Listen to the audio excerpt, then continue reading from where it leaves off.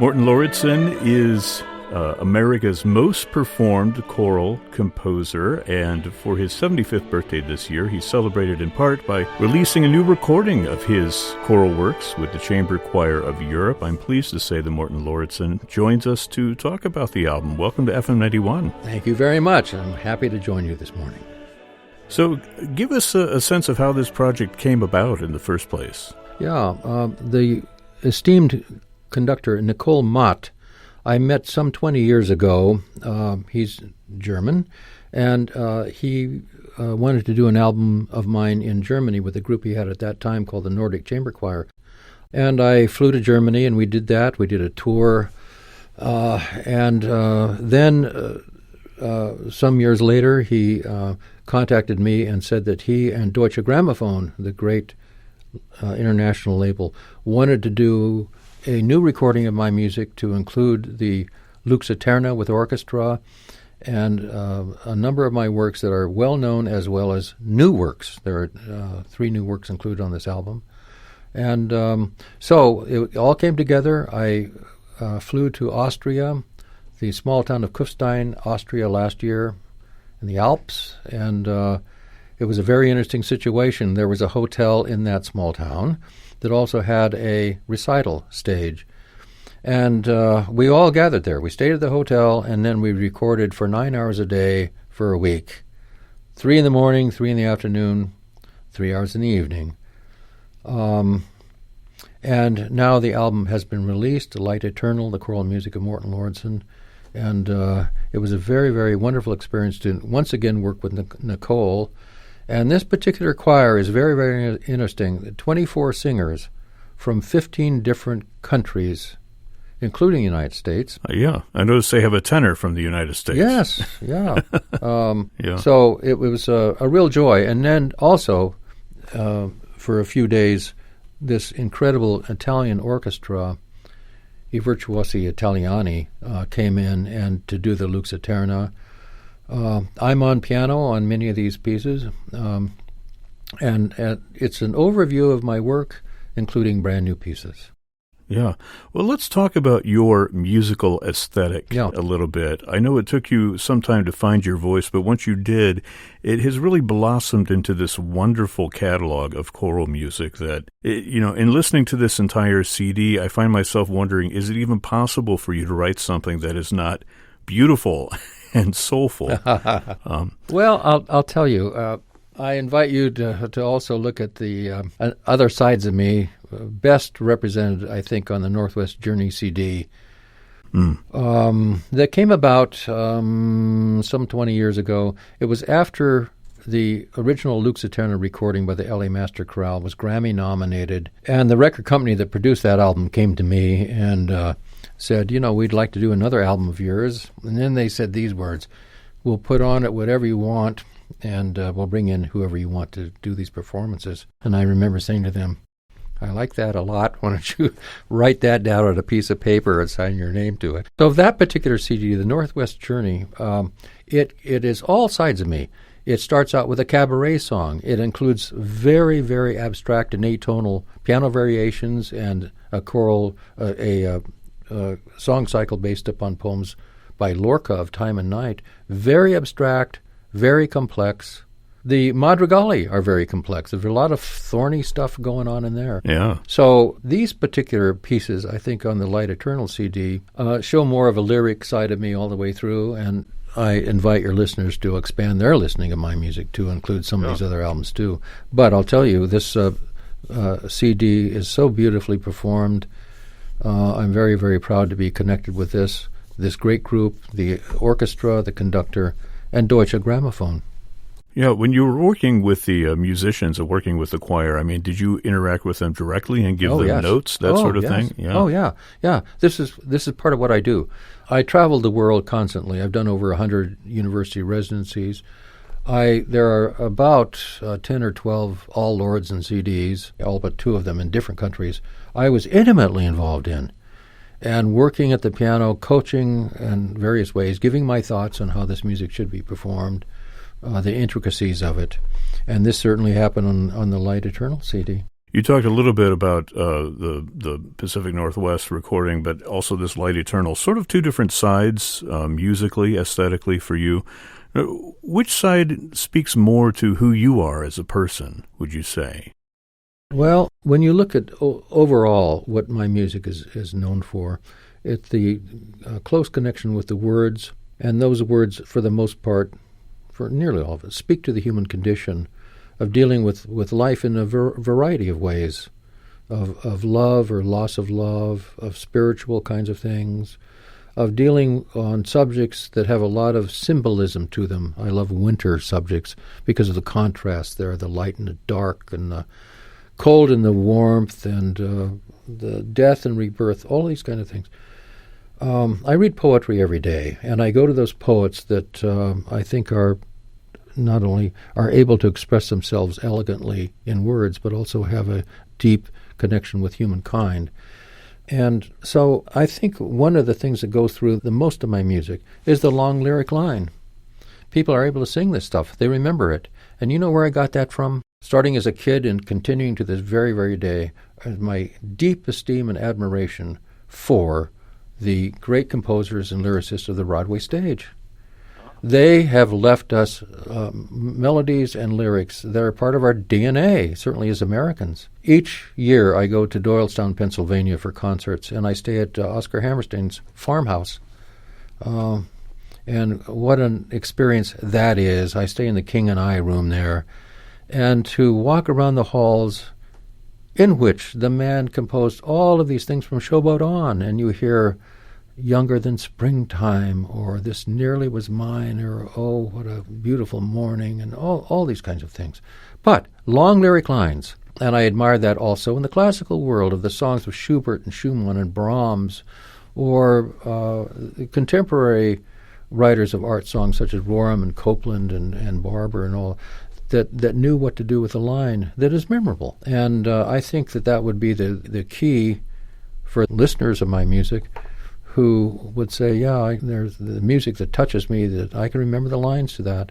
Whether it's a piece set as a chanson populaire from De Breton, which is simply almost an encore piece, to the longer lines that are found in the Lux Aeterna, or the Midwinter Songs, or Winter Come, or the Madrigali, and some of these kinds of things. But this is what I do. Each day I read poetry, and I work on setting lines that not only connect with poems that make a difference and connect with the listener, but also I'm thinking about the performers themselves. I want to write lines that are gracious for the human voice.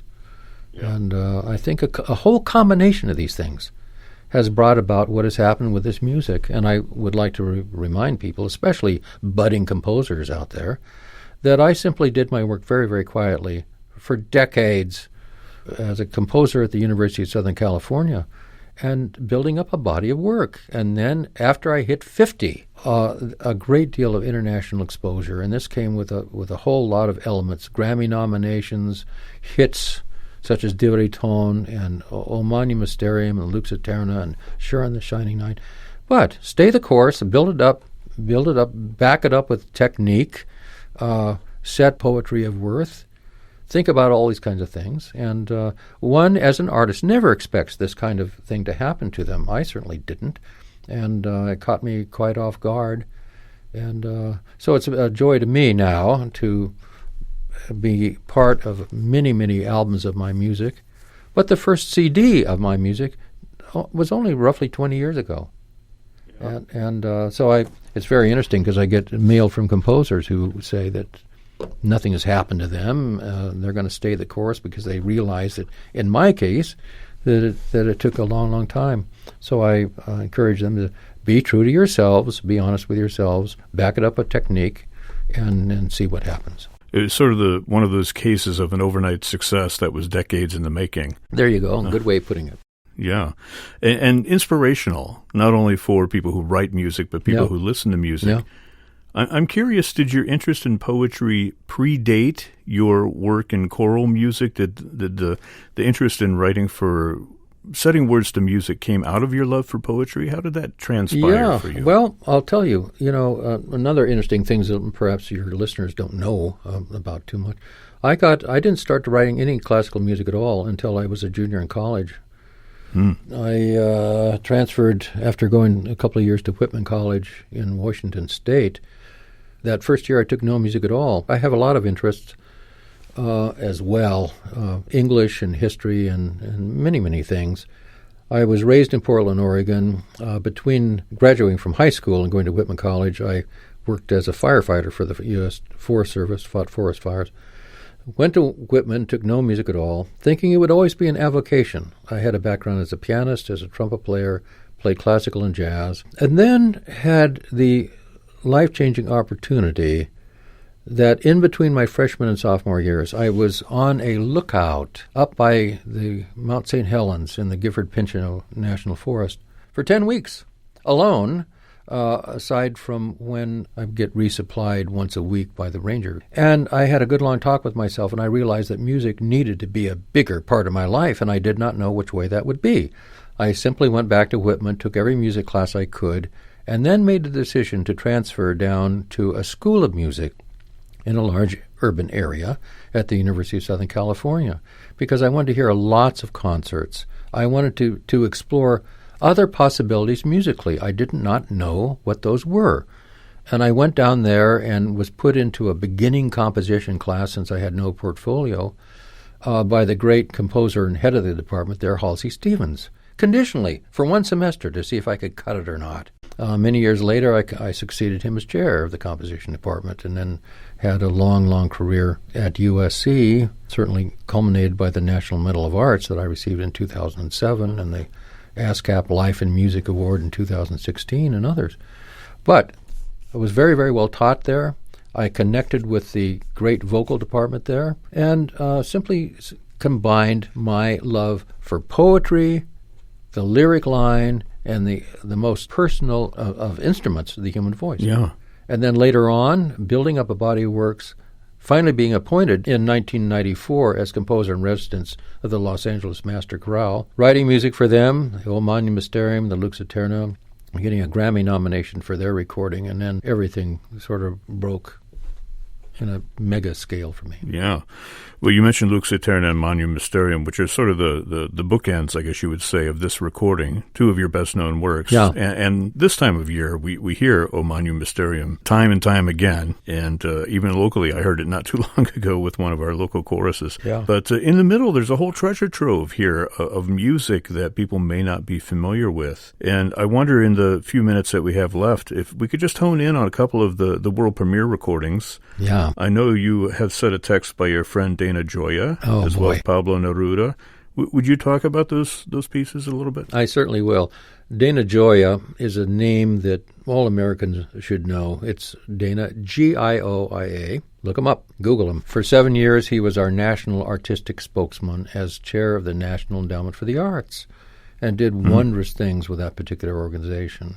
He is now, currently, the Poet Laureate of the state of California. His most recent book, called 99 Poems, was awarded the prestigious Poets Prize this last year. A true Renaissance man, he and his wife, some 30 years ago, lost their firstborn child to SIDS, sudden infant death syndrome. It's something that they don't know the complete cause on. There are lots of speculation about that. You have a perfectly healthy child, and all of a sudden the child dies, usually in a crib.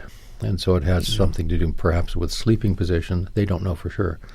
But this affects thousands of families every year. Dana later wrote a poem called Prayer, which I set to music, and the world premiere recording is on here. And it's an extraordinary poem. I invite your listeners to go to YouTube, and you can find Dana reading the poem called Prayer. And there are a series of images, all of which are edgy in some way, that start the poem. You don't know where he's going with the poem. And essentially he says this: what's ever out there, be it God, spirits, nature, whatever, to watch over his little boy for him. And he ends it by saying, as the mountain guards its covert o'er, and the harsh falcon its flightless young. Extraordinary poem. And I set it to music. There are 3 versions of it, one for solo voice, one for that my great opera friend Rod Gilfrey premiered. The duet version, which I'm going to be involved again with Rod and his daughter Karen next Saturday with a joint concert with Dana Gioia, talking about music and poetry. The other piece on here, Eris Mia. As I told you, I read poetry all the time. If I want to go for a poet that requires you to use a lot of imagination, I go to Rilke constantly. But if I want to go to love, I will go to Pablo Neruda. And I invite your listeners to go to his 100 love poems that he wrote for his wife. I set the first one on as part of the Madrigal, as part of the Nocturnes. That particular poem, when I die, I want your hands upon my eyes. I want to feel their gentleness and their freshness. One more time. That's how it starts. Of course, I said it in Spanish, and it goes on and on. That he wants you to continue to live, to blossom into full bloom while I'm waiting for you. And then at the very end, he says, so everybody can know the reason for my song. And then this one, very simple, Ya eres mía, ninguna más, amor. You're it, nobody else. And it's a very tender, intimate setting of this gorgeous poem by Pablo Neruda.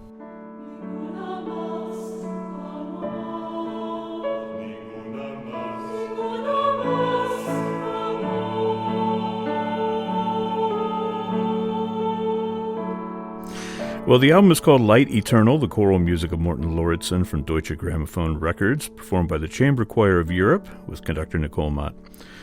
Morten Lauridsen, thank you so much for the music, and thank you for joining us today here on FM 91. You're more than welcome. It's been a pleasure.